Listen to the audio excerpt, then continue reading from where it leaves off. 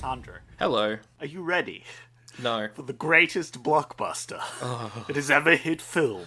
The Warrior and the Sorceress, a tale of a man with potentially magical powers. Mm-hmm. He has swords and he fights monsters. He goes around saving villagers, and he's questing for a female of unbeknownst magical power. Does this plotline sound similar to you? This sounds like the movie A Fistful of Dollars, which is more of a western. I was talking about The Witcher. Yeah. Yeah. You see, The Witcher. Witcher, great franchise. But instead, we did a different film. We did a better film, I would say. Well, there isn't a Witcher film, that's the thing. Exactly. So it wins by default. It does technically win, yes. Yes. The Warrior and the Sorceress, the greatest film to ever hit cinema. Ugh. I'm Sandro, this What? is Zach, Hello. and this is Oldie but Goodie. The show where we review movies from 1984, and we decide if they're oldies or goodies. This week, we're doing The Warrior and the Sorceress. As I explained, it's The Witcher, just better, though. Look, I've watched a lot of very cheap, very garbage-made, potentially creepy movies like this, particularly fantasy movies, and this is one of the worst. Like, oh boy. I'm definitely going to say this was so bad it was good for me. Yeah, I think it was on that level at times. For the majority of the movie, it was so bad it was good. For me personally, I enjoyed it a lot because of how just blatantly bad it was. I'm pretty sure the main actor was drunk for the majority of this movie. What? The main actor at the very start does like a western, like main character, like they squint off into the distance. Yeah. His face has a punchable quality Oh, definitely. that I definitely felt whenever he like grimaced. He was like grimacing a lot, and I did not like it. Yeah, he was really bad. He was He also was like half balding, which definitely made him less of a sexy main character, that's for sure. Yeah. There's so much in this movie that I'm just like, what? Why? Why did they decide that? Well, he was pretty popular at the time. I'll get to why, but like he was an aging TV star, and he wanted to make movies, and this is the only thing that would book him. He did have that vibe of he's done stuff before, Yeah. but not this stuff. Yeah. I personally loved how none of the female characters wear clothes. That was so wow. Except Sandro, you told me that this was a porno. So, And none of the characters got it on. I Well- was severely disappointed. well, yes, indeed. Yes, the internet lied. The internet lied. The internet lied. What? The internet's never done that before. I thought this was gonna be a little bit steamy. Yeah. But no, it's just a lot of nudity. We've had steamier films that we've watched. It had a lot of tartars. It had more than the normal sum Yes. of tartars. There's one scene that could be vaguely, I guess, pornographic, which is Well, she does penetrate him. that does happen. But also when someone's drowning and you just watch someone drown, that's kind of in that. That was horrifying. Yeah, that's kind of in that spectrum of movies, I guess. That's why that's more of those Witcher vibes I was getting. It is a little bit like that, except in this, it's just disgusting and creepy. Can I give a shout out to fat bald bad guys? Yes, I love them. I love them so much. Oh god, the bad guys were so funny at how just dumb. He was definitely banging that crocodile. Yeah, snake crocodile thing. I don't know what it was. It gave me snake vibes more than crocodiles. But yeah, they were getting it on, and that's beautiful, Sandro. It was. Their relationship was beautiful. The plot's also kind of complicated. Like, it's not complicated, but there's just a lot. Okay, so there's a lot of things in this movie that actually hit me very well. Okay. One, a complicated plot that isn't, like, painstakingly explained. That's true. I've gotten so sick and tired of films just explaining things that when a film doesn't, I just appreciate it. This film, by not putting in the effort to explain it to me, made me enjoy it more, which is funny. Because it's like, I think they should have explained things, but I wouldn't have enjoyed it. I liked that they weren't actively telling you what was going on. The thing, and I think, again, this makes it so bad it's good, that they never explain any of the fantasy jargon they use. Like, you're the Dead King in the cruel castle, and you've got the Magelic sword. That. You see, that's the bit I loved. Sandro, I'm not gonna lie, I enjoyed this film a lot. Oh, wow. I had a lot of fun watching this film. Laughing at all the, like, terrible scenes, and then all the just fantasy jargon. I was like, hell yeah, this is my jam. The fantasy jargon was very funny. I feel like you got out of this what I got out of Murder Rock. Yes, absolutely. This is exactly like my sort of Murder Rock. Except for that drowning scene. That was literal Murder Rock at that point. That was literal, potentially kinky Murder Rock. Alright, well, you picked this from two other options. Those two other options were The Brother from Another Planet, which is about an alien called the Brother who hides on Earth as a mechanic. That sounded cool. On the run, honestly, from a home planet. It does sound alright. It looks pretty good as well, actually. It looks like a good one. Yeah. And then there was also Nothing Lasts Forever, which is a sci-fi comedy that was meant to come out this week, but then got pulled from the schedules and never really got released except on TV once, and heaps of people recorded it, which is why we can watch it today. It's about an artist who has to go to the moon to spread peace. Wait, and it wasn't released? It was never released. And Bill Murray's in it, and Dan Aykroyd, and the kid from Gremlins. What? It's like a Saturday Night Live movie. Yeah, it looks really good. And we didn't watch that. We watched this instead. Yep. Nice. The Warrior and the Sorceress. We have to go back and watch that one. That should be added. We should add that one to the list. It's also, like, not even an hour and a half. It's also super short. That does sound like a great TV movie that they'll put on. That's true. It sounds like it was built to fail and go onto TV. So, this was released September 7th. It's co-written and directed by John Broderick, who is best known for doing a lot of low-budget underground movies in New York before he became an editor. And he earned an Oscar nomination as an editor because he worked on The Exorcist. Which is a very good movie. I've heard of that movie before. I think that one might be popular. I think it might be a good one. I don't know. We haven't reviewed it yet, so the jury's out. That is true. Could be an oldie. We never know. I'll tell you what definitely sounds like an oldie is a movie in the 70s that he directed called Six Pack Annie. A Six Pack Annie. Yep. The taglines are please. awful. Go. All right, here's one of them. She's got the boys glad and the sheriff mad. She's too young to care and too fast to catch. And my personal favorite. Look out, she's legal now. She's out to tear the town apart. Wow. It sounds absolutely awful. Okay, so when you said Six Pack Annie, I imagined Annie, but just, you know, the movie Annie about the orphan? Oh, yeah. But ripped? Oh, no, it's more like she's just an alcoholic. Yeah, no, that sounds terrible. Yeah. Because I would see a movie where it's just Annie, but she's ripped, and she solves her problems by being ripped. Like, instead of, you know, the rich guy getting a conscience and, like, adopting her, it's her threatening to, like, rip his face off. And he's like, sure, I'll adopt you. That would be... I'd watch that. I definitely That sounds amazing. Sorry, continue. So yeah, he directed that, then he directed this. He also edited this movie, kind of, because he quit during post-production, which is why the editing is real weird at the end. For the cast, we got David Carradine as Kane, the warrior. His name is Kane, apparently. Yeah.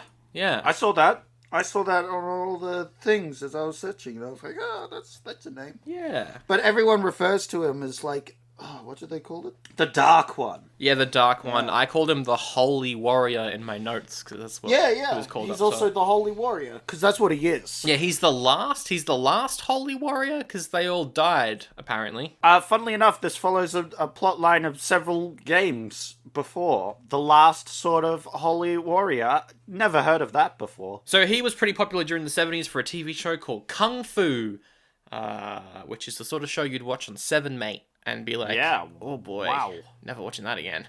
What? Wait, so he did Kung Fu? Yeah, so he's a monk, I think? That would explain the balding hair. Yeah, and he hairline. He escapes to America and is just like a bounty hunter or something. Sounds cool. Does Kung Fu. It looks awful. Was it popular? For a time. I don't know. I think it got nominated for a bunch of Emmys. Oh, wow. Okay, well, there you go. It's like technically a Western as well because it's inspired by like Old West stuff. I knew it. They're rebooting the TV show. It's coming back next year. Really? On the CW by the guy that brought us The Flash and Arrow, and it actually stars an Asian cast, so that's progressive. Oof. David Carradine, he was also in Kill Bill, as well as like 100 B movies. He's in a lot. He's done a lot of films. I've got a production note here, a bit of a fun fact about him, if you will. Before production started, he was having a quote-unquote discussion with his girlfriend, and he punched a wall and fractured his right hand.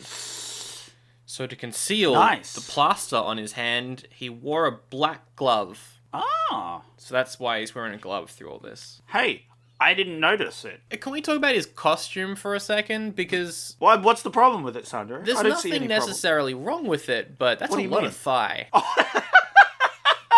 Oh, right. Yeah. So I was thinking of, like, what's wrong with this costume? I don't remember anything that he was wearing. Oh, it's the stuff he's not wearing. Yeah.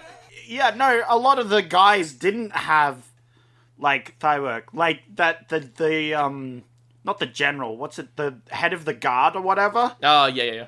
He's wearing, like, underpants the whole movie. Yep, pretty much. That's, like, his thing. He's a sexy boy. I mean, yes, it is weird why he's so wrapped up but just doesn't have pants and just has just, like, legs.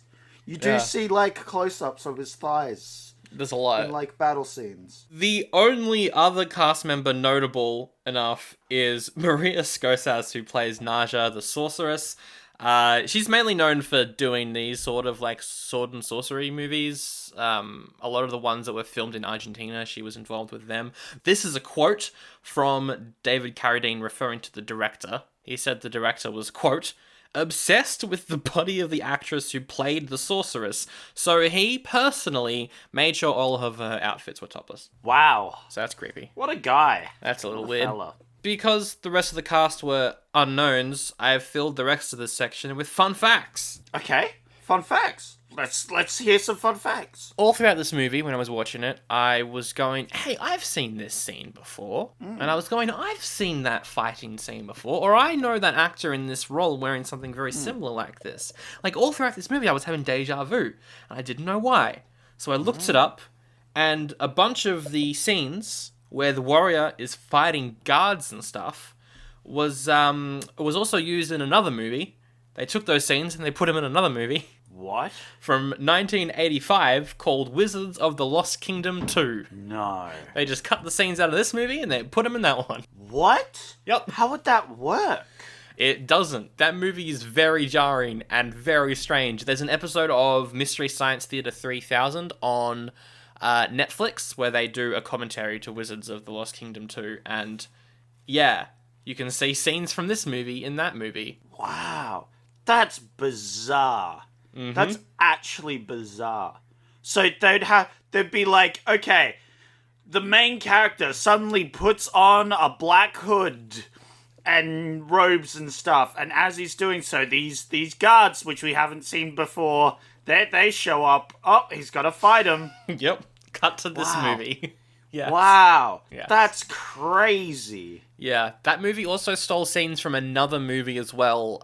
For What? the female lead, all of the So female they lead just scenes were. stole scenes to make a film. Yeah, it was basically the original Power Rangers show. They just took fight scenes out of context. Wow. But I think they were all produced by the same person, so it was technically legal. Oh, right. So it was made by the same thing. They just made a lazy ass film. Yep. Wow. Yep. Oh. The other fun fact is, and this is a very fun fact. Oh, yep. An important fact, you would say? Yeah, very important for the A context. vital fact for this movie. One of the most important parts of this movie. This is a fun fact. I'll calm about myself, prepare myself. Vital fact. Listen. Go through. Read the whole thing. Please I will. do. Unlike other bigger budget movies such as Total Recall 1990, this movie features a woman with anatomically correct multiple breasts. In this case, 4. Yep. Yep. Okay. Yep. Fun fact. Wait. Anatomically correct how? As in, like, they're just in the right place? Yeah, they're in the right place. They did their research. Okay. They're not all next to each other. They're, like, on top of each other. What? Yes, I mean, they were very fake in this movie, but it was correct. Cool. This is a fun fact in a new segment of fun facts called Ooh. Fun Fact, That's a Stretch. Fun facts. That's a stretch. In the film The Scorpion King 2002, the main antagonist says, "The assassin and the sorceress, how romantic," which was written as a nod to this film. That's a stretch. That's a stretch. That's a real stretch, IMDb. Yeah. No, that sounds like it's just a line that had a similar thing. Yeah. Like, that just sounds like a fantasy trope. Like the assassin and the sorceress. Like, oh yeah, that's romantic. That just sounds like a line that someone would say. Yeah, I don't think that. That's not a fun fact. If they said the warrior and the sorceress, yes, because that's literally the title of the movie. But no, Although in the context of this movie, he is more of an assassin. Well, not really, actually. like he does assassinate that weird monster thing. Yeah, I guess so. He sneaks about quite a bit. He does. So Anyway, assassinate. This film's got 25% on Rotten Tomatoes based off 100 user reviews. According to Box Office Mojo, this cost anywhere between $600,000 and $4 million. I want to believe this didn't cost $4 million. I want to believe it did. I mean, that does make it very funny. Yeah. I don't know. I think this might have cost maybe 1.5, maybe 2. I can't argue. Look, I have no clue. I actually have no clue what this would have cost. They have a lot of cool set design. Yeah. Well, Like the giant carriage thing and like the castle areas. Like they reused a lot and it was very closed in. yes. Like you could tell that they were making the best of what they had when they did like a zoom out shot, and it was very like, here's a wall that like cuts off half the scene. So it looks like there could be a big area here, but it wasn't because they had a small set. Yeah. To give you an idea of the set, there's a well, and then there's 2 castles on either side of the well, and the castles are the same castle inside because they just reused the inside. Yeah, of they the just set. reused the inside. And there's also one shot of like a hill. That's at the start where they just are outside. Yeah. They're like, let's make a shot out here so we can look like he's traveling. It felt like it was. It felt like it was filmed at a theme park, like a medieval theme park. Yeah. It was really claustrophobic Yeah. in the outside areas, actually. I will say that because it felt like I didn't get the impression there was 2 castles. I felt like their walls were like touching almost. So what do you think it made? $500,000? Made actually quite a bit more than that. Oh, 15 mil. Oh no, a lot less than that. 5 mil. It's still a little less than that. Oof. Okay, 3 mil? Yeah, 3 mil. Oof. That's still very good for a movie of this quality. Which I will say, I hope it costs 4 mil. I agree. amount. No, I hope they made a little money on it. So we know that this movie is set in space because the opening shot is It's set in space? desert and there's 2 suns. Yeah, it's set on another planet. What? Yeah, it's not set on Earth. That was... I missed that bit entirely. Because there's two suns. There's just like two suns Oh, over this right, desert. yeah. Well, it's not. Yeah, could have had an extra sun added onto Earth. That's why it's so hot and deserty. I liked how, the movie was like, this is a sci-fi kind of, because here's two suns and the music is like, doo doo doo doo. It's like, great. I like that. That's the classic. I like the font, Sandro. Did you like the font? It was very Conan the Destroyer. Oh, absolutely. With those daggers as T's. I love those daggery T's. They just slapped him in there. They really did. And it was yellow. They were some bright yellow. Love yellow. me. Well, they weren't bright. It was more dark yellow. But yeah. The font was pretty good. I like the font. They spent a lot of money on that. I like the daggers with T's. Dagger T's. I like T daggers. Dagger T's is a cool touch. Bit of flair. And it's like they weren't trying too hard with it. It was just the T's. They didn't do anything else.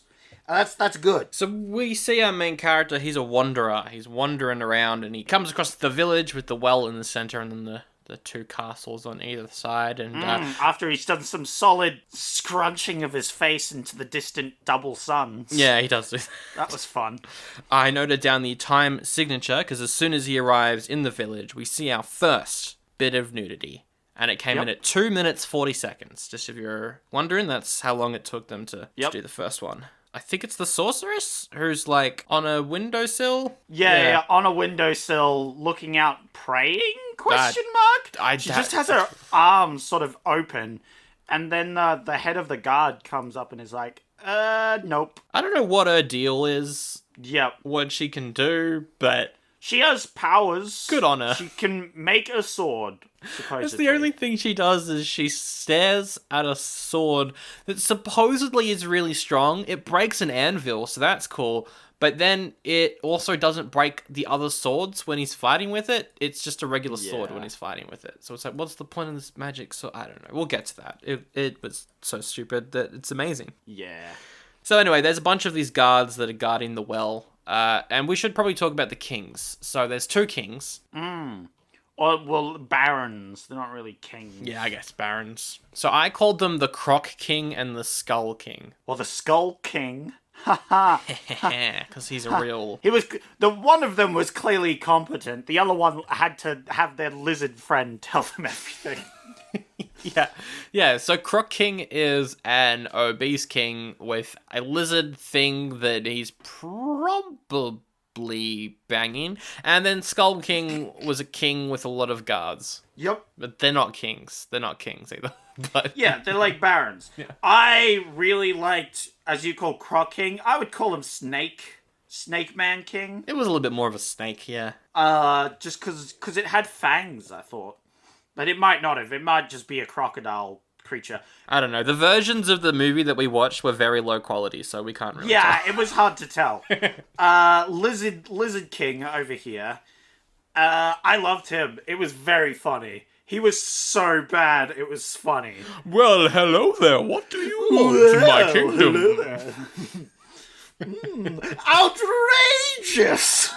So funny. The first encounter, this is skipping ahead a bit. The first encounter we have with him, the soldier guy is like, I killed all these guards. What will you pay to hire me? And he's like, we will pay you this amount. And then he's like, no, I want this amount. And he's like, highway robbery. Yeah, he does say that. Pure robbery. And then he just gives the gold. He's such a... That actor was having so much fun. Oh, it was great. I loved every scene because he was just like, yeah, I'm just going to go full ham with this. Yeah. You know what? I always appreciate when an actor just goes full ham and just commits to just the ridiculous. He was good. Makes it so good. I liked the guy that played the slaver orc as well because there's another group of people that come in later and they are a bunch of orcs who like to enslave the villagers in this town, and he's got the best laugh. He's just like every like 10 seconds. I am evil. Oh, he's so good. I am a slaver. Slavers have no friends. Yeah, that's a quote at the end. That is a quote. Oh boy, this movie. And then, what's it face? We get the first appearance of the priest guy? The old man in the white Old robes. man. Yeah, old man. He's important for some reason, I think. He's he's the not. father of the sorceress. Yes. And then they have a discussion. He's like, Holy warrior, I noticed you had a sword. It is holy. So you must be a holy warrior. Are you come to free the villagers? And he's like, nope.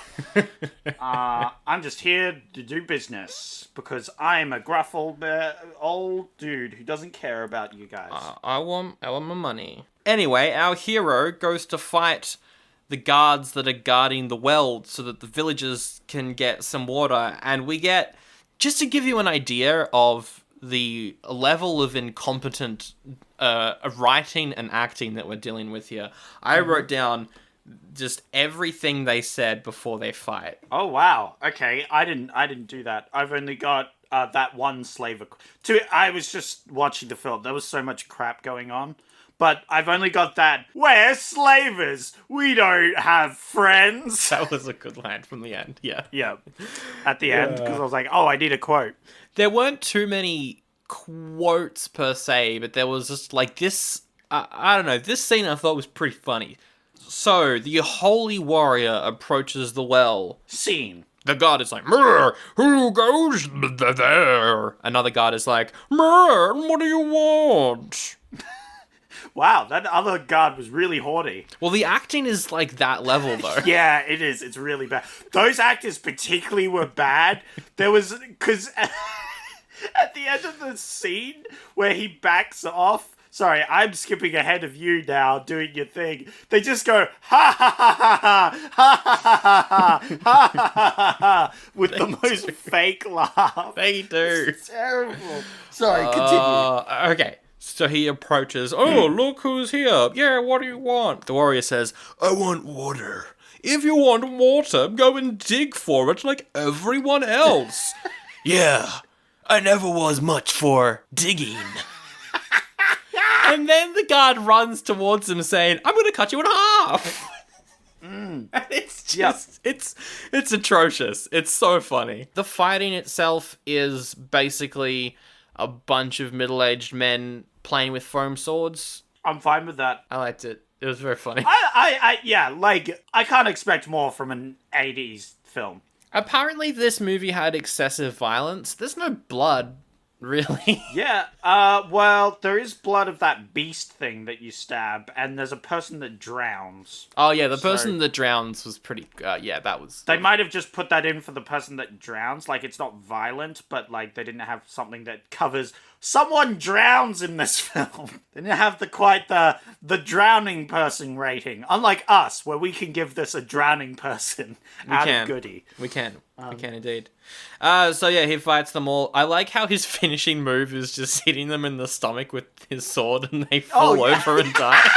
Oh yeah, the first guy that runs at him, I remember watching it. The first guy just runs at him and he just sort of slices, like, backhands with his sword the back of the guy and the guy just collapses. It's so funny. It's very clearly done, like, nothing to that guy. Like, literally nothing, because you don't see, like, a cut or anything. But the guy just falls over, and I'm like, oh yeah, it's gonna be that sort of combat, where he's just hitting people with a sword and they collapse. Exactly. Oh, I also loved, and I hope you did as well, the style of deaths from these actors, where it's like, they get hit and they go stiff, and then they fall over. Yeah, and they just collapse. Yeah. Yeah, no, that's what I'm saying. He just backhands, and as soon as the actor feels anything, they just go stiff, collapse. It's very funny. It's very good. Funny. It's a classic 80s fighting. Yeah, and the sound effects is just tink, tink, tink, tink. Yeah, I liked the music. That's probably, the one competently made thing about this movie. It was alright, because you just put on generic fantasy music. Done. Yeah, exactly. So that was probably the easiest bit. So the villagers can now get water and they're all happy. There's, of course, a bunch of naked women dancing around the well, spraying water on them. No. Not just that. So the villagers come in and then three women decide to hop on the well and start pole dancing on the freaking well bowls. Of course, as you do. As you do. The like... hottest looking women in the village know their role. I love how they're like, the water is so precious. Let's just pour it on ourselves as we're dancing. Like, what? I mean, absolutely. Well, it's a well full of water. It is a well full of water. Rich with water. You might as well. And then the soldiers, they just retake the well after that. They're like, we got the well again. And then they say something, but I don't know what they say because the mixing's awful. And yeah, I didn't hear it either. I didn't care. I don't even remember. Yeah. No. It's the what I called the Croc King, the Baron with the lizard. He gets his two helper friends to go after the warrior. They are the worst. So there's these two villagers that are like working for the lizard king, the Croc King. They're hunchbacked and scurry around, and they're always like laughing or giggling. We want to help you. Yep. And their noses, then they've got these massive fake noses. They've got this terrible like makeup to make them look really ugly. But they're like, hey, you've been invited by the Baron, the Croc King, whatever the fuck his name is. He's invited you to come and speak with him. So bad.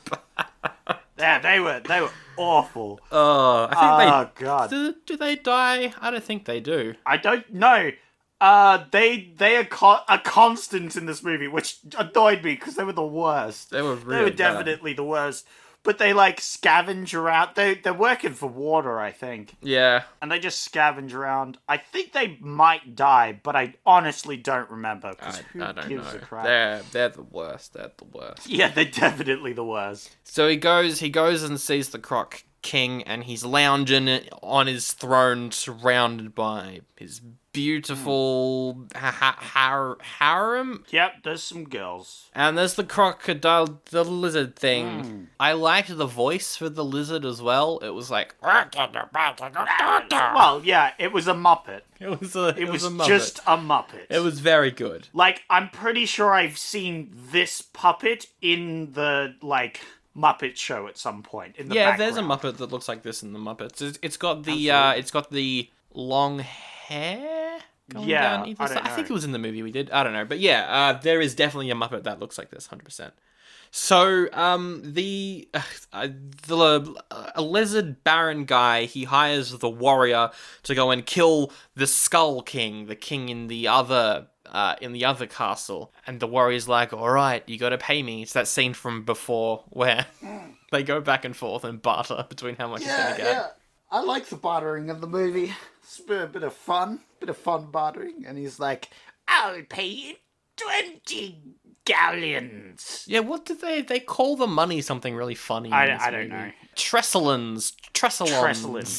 Yeah, like, they just used a generic name for them, and like those sort of like fantasy jargon, I love it when they do that, but I will not remember it. No, never. Absolutely never. What is it? A trestle? Maybe? I'm just gonna call them galleons because it's funny if we use Harry Potter currency. He's like 20 galleons, and he's like 100 galleons. And they say, highway robbery! It's great. And then he just tosses him the galleons, and he's like, sweet. I love that the warrior just goes back and forth between these two and just gets so much money from them. He gets so much money. It doesn't show it, but he should be carrying that around. Where does he put it? With the old man, probably. Yeah, but like he gets so much money. Yeah. I don't understand. So he gets the money and then he leaves, and immediately the lizard talks to the Baron and is like, oh, you're gonna kill him. And the Baron's like, yes, as soon as he kills the Skull King, I will kill the warrior and all will be well. So, Sandro, you did that scene wrong. You said, I hope the warrior isn't listening to the fact that I'm going to betray him. Just letting you know. That's exactly what happens. That's how the scene goes, because it's so loud. They make him so loud for that scene, which is very funny. And the warrior's like, I think he might want to kill me. Yes. Which leads into one of my favorite scenes later on. But anyway. Yes, later on, because there's so many funny scenes at this point. Yes. So we Which is why I'm enjoying this film. I'm genuinely enjoying this film, how bad it is. It's so bad it's good, for sure. Yeah, it is. It is there, I think. It is at that point. Oh, man. So we cut to the Skull King, and he's stroking his sword. And then the naked sorceress. That's not a euphemism. He's literally... He does this a lot. He's very obsessed with getting the... What's the sword called? The magic... Magic MacGuffin sword. I don't know. The MacGuffin sword. The MacGuffin sword. He wants the MacGuffin sword, and so the reason he's captured the Sorceress is because she can make the MacGuffin sword. Yes. But she refuses to make it for him, for obvious reasons, that he's an evil skull baron. Yes.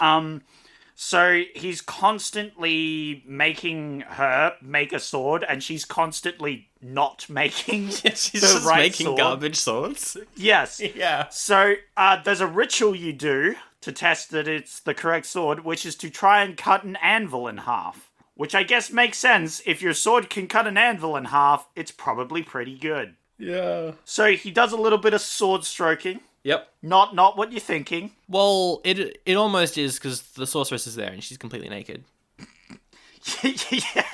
Yeah. Well, And he's just... yeah, he does a bit of sword stroking in front of a naked lady. Yeah. And then tries to cut an anvil in half, but fails. Yep. And she's like, haha, get wrecked, loser. And he's like, why didn't you do the right sword? I'm angry with you, but I'm not going to do anything to you. You have suffered no consequences from betraying me again. Lock her in the dungeon where she lives, Yeah, apparently. although I think he does eventually just try and kill her. Like, he locks her in the dungeon with the monster. Yeah, with the which monster is meant thing. to kill her. The two kings meet with their large armies, and they're about to fight, but then the warrior's like, I'm not going to fight for anyone who wants to kill me, because the lizard king wants to kill him. Oh, yeah, I love this. I love this scene, because it's like the fight at dawn, everyone's facing off, and he's just... The lizard king's like, go get him! Just like, he's sending this one dude to just fight for him. And then he's like, nope. And the Skull King's like, ha ha! Which was the best. The face he makes, he's like the, you got him! Yeah, that was very good. He's like the, And then, the moment that I genuinely laughed a lot at, the two armies just, like, play chicken with each other. Yes! It's so good! They're just like, ah! And the other army's like, ah! And they just sort of stand off screaming at each other for no reason. Why aren't they fighting? I don't know. understand. And then they're about to fight, but then the two kings, I guess they used to be friends, because they're like, let's just have a truce. And he's like, all right, buddy, I'll shake your hand on that. Good on you. It's like, what? Then the slaver king rocks up and is like, ha ha, give me some slaves. I'm going to slave your villagers. And so the lizard baron poisons the water that he gives to the slavers and frames Skull King for it, so that when all of the slave king's men die, he's like, I will avenge you. Who did this? Skull King. I'm going to go kill Skull King. Yes. Except if the main bad guy had also drank the water, he would also have died. Yeah, I don't know how everyone died but him. Was he just not thirsty Yes. in this moment? Probably. I think he was just not thirsty.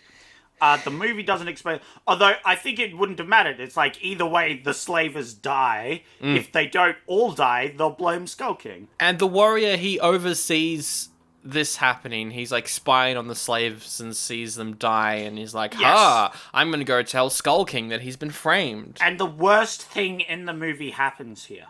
What's this? Well, you see, the village guys. Hey, it's our swing. We're crawling around. Oh, look, free water. Yeah. They go over to drink the water, and then the warrior guy stops them. These two could have died. We would have had rid of them. That is the worst part of the movie. Yeah. But no, the warrior comes and steps in, and they're like, the warrior, you can have this water. Run away. Run away. They run off, even though the water's poisoned. So the warrior doesn't want it. Yeah. God damn it. Those two could have died. But well. I don't think we see him again, though. The warrior goes and tells Skull King that he's been framed for killing the slavers and poisoning their water, and the Skull King's like, you're my friend now, stay in my castle. So the warrior's like, cool, I'm gonna sneak around for a bit, try and find the sorceress. He finds her chained up, lets her go, fights a bunch of guards. I, in particular, loved the moment where he very slowly pushed a guy off a slight case of stairs, maybe 3 feet, and the guy just died from that fall. I thought that was very funny. Well, as everything, does, because if you hit someone once, they just instantly die. That's a fact. Yeah, and 3 stairs, perhaps the most dangerous number of stairs. Yes. Instantly die. That's the perfect number. Anything more than that, the person will just explode on impact. Exactly. Anything less than that, they won't die. Exactly. So he saves the sorceress. There's a lot of long shots of her climbing down off the wall. It lingers on her because she's naked. And then the warrior is like, I'm going to go sneak into Lizard Baron's castle, knock out the lizard, sell the lizard to Skull King, make some money. He's sneaking around the freaking lizard's place, just finds the lizard, knocks him out, and then the Skull King pops in because he's also thinking about it. He's like, how fortuitous. And then he's like, what do you want for the lizard? And then the witch, I was about to say witcher. The warrior's like, like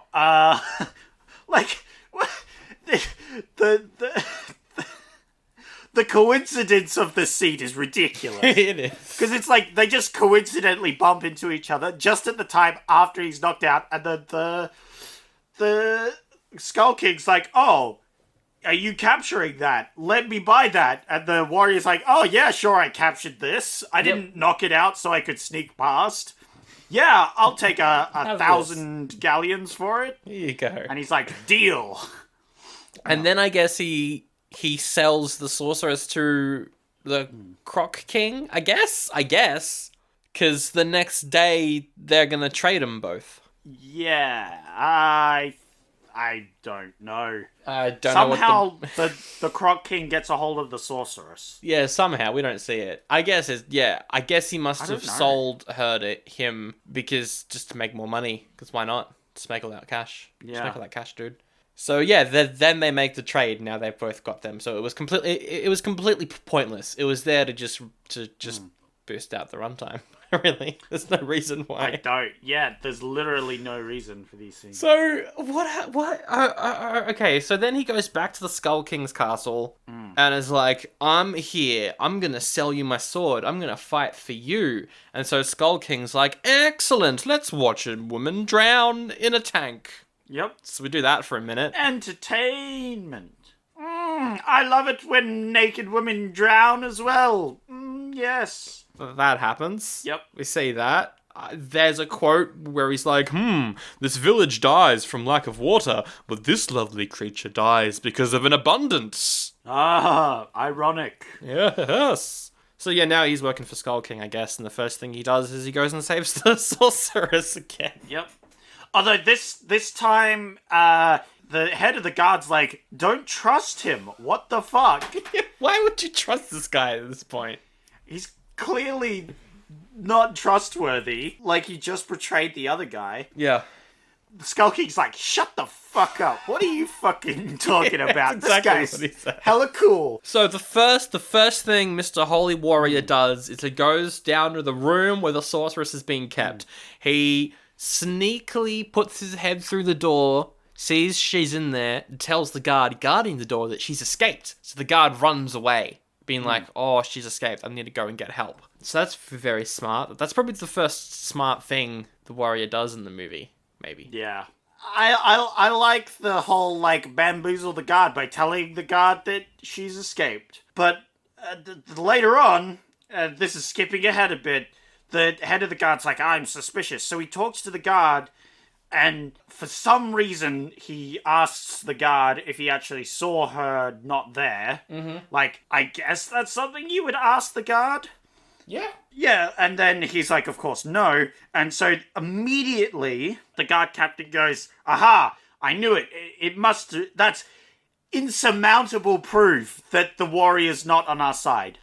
Where, if you imagine the scenario, that she did escape, and he was like, she's escaped, then the warrior would still be on their side. The warrior could just have easily still been on their side. Yeah. I'm just saying. Yeah. But he takes it as insurmountable proof that the warrior's not on their side. That is true. And the Skull King takes it as insurmountable proof, where it's clearly not insurmountable proof. Yeah. The lady could have just easily escaped. That's all happening while the warrior is cutting her loose, and then he's got to fight the Protector, which is a squid tentacle beast. Yep. It has tentacles and a big mouth of teeth, and he just stabs it. Yeah, Wow. So the fight is he gets wrapped up in tentacles and dragged along the floor, and then we just cut to his sword in the creature's head. Yep, and then he just he does a stab motion first. He does do a slight stab motion, yeah, of course. And then cut to stab. It's great. Good job, movie. Yeah, it's not exactly the most exciting No. battle with a monster that can fight 20 men, apparently. Question mark. Now we've got the sorceress running around the village wearing nothing but an armband, and she's like, I need to go to the old man. I need to see my dad. Where's my dad? So that's happening while the holy warrior is being chased by guards. Yep. Oh, no, he's not. No. They think he's on their side. Yes. They're searching around for the sorceress. Except now the Skull King has suspicions about the warrior because of the stuff the guard said. The Skull King's like, maybe I need to try and assassinate him. Yeah. Something. I will get The best assassin I know. a woman with the 4 breasts, and also she has a venom tail. Yeah, so we see a scene where they're all... So after they've searched for the sorceress, they've finished it up, they're chilling in the hall, having a great time. There's some great entertainment, like the main guard throwing a dagger at a servant and killing him. Very funny. Very good. Huzzah! Huzzah! Huzzah! That was amazing. He just throws a bit of meat, waits for like one of the servants to run for it, and he's like, haha, you're the loser, and he throws a dagger and kills the servant. And then he's like, ha ha ha! And everyone's like, ha ha ha! And then they swarm him to try and get the meat. That was very funny. I just did like that. And then, we get the the dancer scene. So then we have like a stripper dance with a multi-boobed lady. Very, very sexy as she strips down. Yep. And then she tries to be sexy at the warrior. And he's like, oh, I'm having none of this. And then a like tentacle venom thing shoots out of her stomach and penetrates the warrior. Yeah, and he's like, So I'm saying she penetrates the warrior. This is the kinkiest scene. And then he chokes her to death. Yes, and while he's dying, he chokes her to death. So he manages to kill her, but he's still poisoned, so he collapses. Yeah, he collapses and then spends the next 10 minutes just crawling around on the ground, which is how we know he's been poisoned, because he's just crawling. Yep. Which was good. So he gets beat up and then put in jail. Yep. But then he immediately escapes by movie magic. No, he escapes by the best strategy, which is to just climb up a wall, hang in the rafters, and when the main guard guy comes to check, he's like, "Oh my god, he's escaped!" That's very funny. That was good. And then he just crawls out of the castle. We get a lot of shots of his inner thighs as he's just crawling around, and we're like, "Oh, yep, those are some meaty thighs." Yeah, his costume is like a robe. But it has cuts for like, obviously movability. You don't want your robe to get in the way of your legs. Yeah. But it does have the added effect of a lot of thigh. Get to see that man thigh. Give me some of that man thigh. Oh, yeah. And he's crawling around because he's still drugged and beat up. He manages to crawl his way while they're all searching for him, by the way. Yeah, everyone's looking for him. Like, literally, they're on high alert to search for him. They're searching everywhere, but the man just crawling out of his cage and slowly crawling to the courtyard. So yeah, he's escaped. He goes to the Sorceress. Then we cut to the next day. The two barons are facing off against each other because they're annoyed about the well. But we see the warrior. He wakes up, and in front of him is the sword. And the Sorceress is like, pick it up! He's like, what? Yeah, it's the one thing she says in this movie, pretty much, is pick up the sword, you dum-dum. And this, like, she's just like, pick it up, and he's still groggy from, being poisoned and all that, but she's like, pick it up, and he's like, oh, sure, he picks it up, and then he's like, it's too light. And then she's like, strike the anvil! He's like, oh, okay. And he strikes it, and it cleanly cuts in two. Cleanly cuts the anvil in half, and he's like, this is a bloody good sword. This is good, bloody good sword right here. I'm gonna go kill myself a couple barons. Yeah. And so the barons are facing off. The barons, do they start fighting? No, they're about to start fighting, but then they're like, we'll have a truce. But this time, the friendship's over because Skull stabs his old friend. Yeah. And we're like, oh, he betrayed him. Oh my god, the bad guy betrayed the guy that he's trying to kill this whole time. The poor lizard man is dead now. Meanwhile, the warrior isn't there yet. Nope. I don't know what he's doing, actually. We don't see him for a while. He's currently polishing his sword with the sorceress or something. Something like that, yeah. While the warrior's doing nothing, the Slaver King shows up, and the Skull King's like, yes, Slaver King, help me kill all these peasants. And so they do that.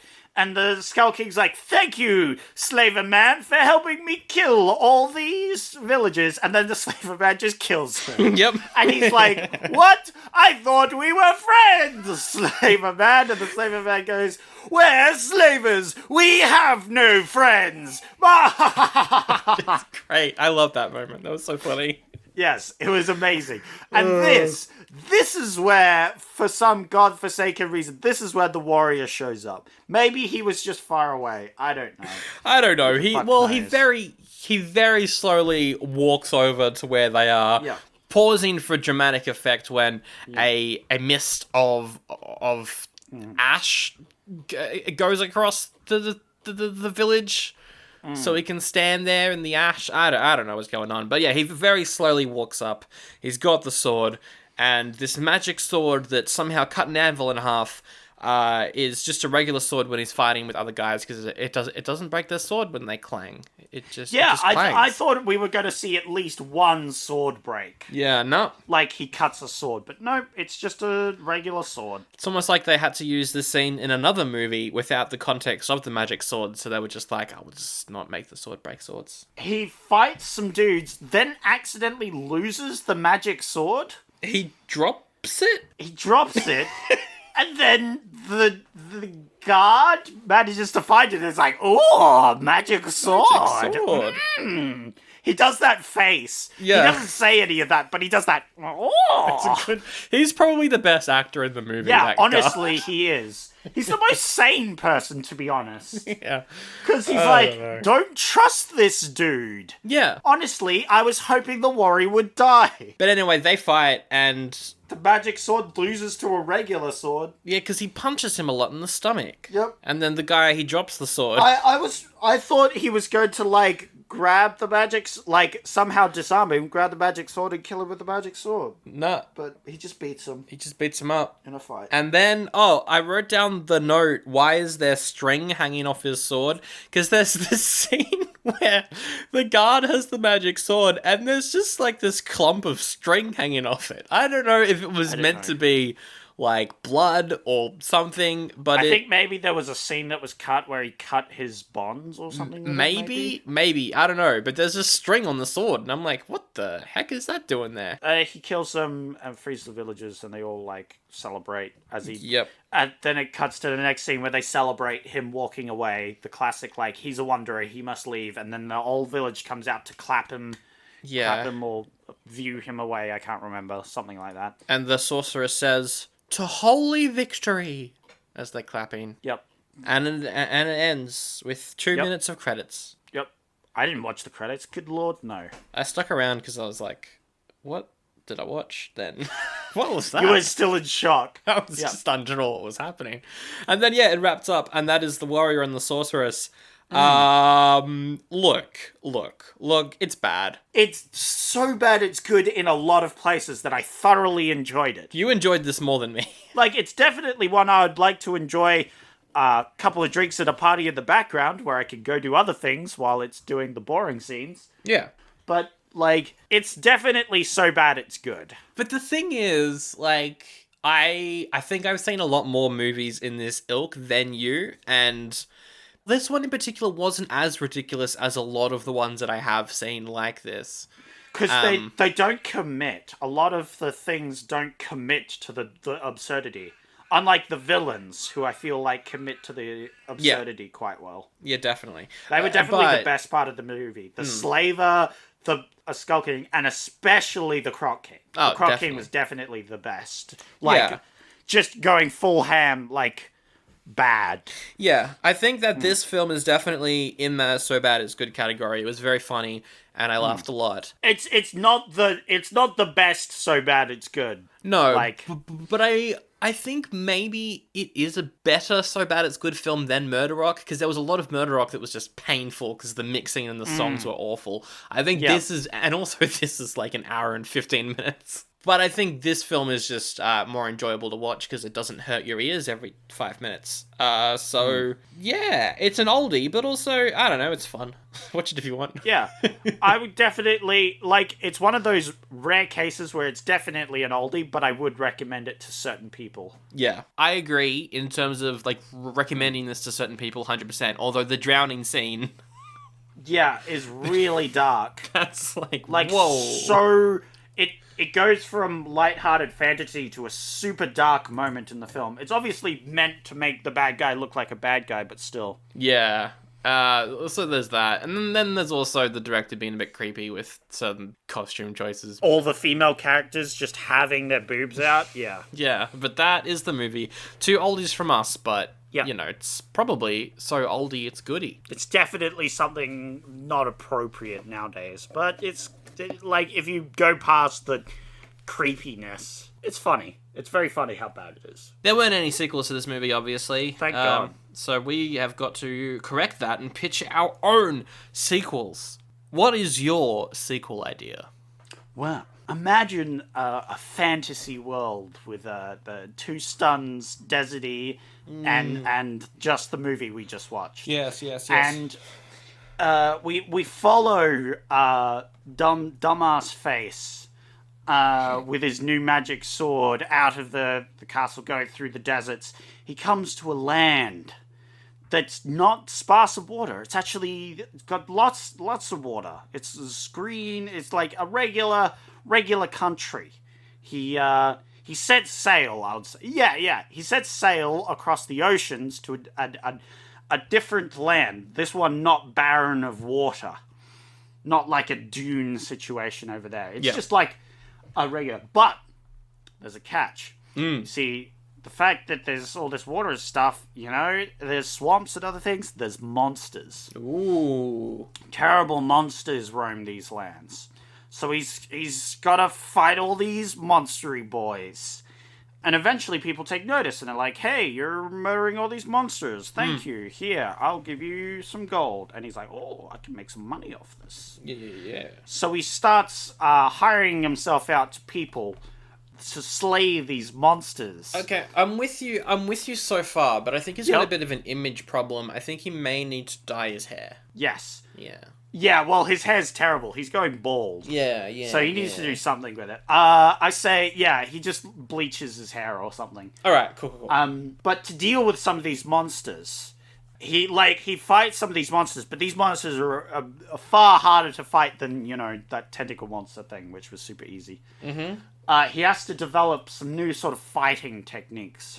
So what he does is he takes these drugs that he finds, these drugs that he knows of that the sorcerer told him about, or something, that enhance his abilities, allow him to use certain magics that these sorcerers sort of use.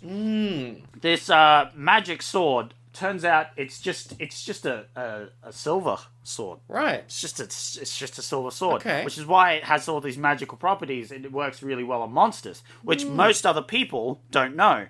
So they're using regular swords, getting wrecked by monsters, but he's not. And he's like, it's the silver in this weapon. He's also causing a ruckus in places, coming in, betraying people, getting all their money and banging their ladies, Yeah, because they, of course, find him quite bewitching as well. Yes. Yeah. He decides to start an organization. Okay. They're called the Witch. Oh! Yeah. Alright, my sequel. Mm-hmm. I'm just going to set the scene for you. I'm ready. It's the desert. Mm-hmm. It's dry. It's hot. Sucks. The two suns are blaring down. Mm-hmm. You can feel the heat. It's quite bright. Mm-hmm. There are lens flares on the suns as well, just to add to that extra heat. Oh, there's so much lens flare. Oh, it's scorching. It's scorching. Absolutely. The opening credits. I can see it. The opening credits come on. David Carradine, The Warrior and the Sorceress 2. All the other actors' names come on. Directed by this guy, written by this guy. Goes on, and the music is so epic. It's swelling, there's trumpets, and a voiceover comes on and recaps who the warrior is. He was the holy warrior, the last of the holy warriors, traveling from village to village, getting money, but also saving the day. Like, what's going on. It's really setting the scene.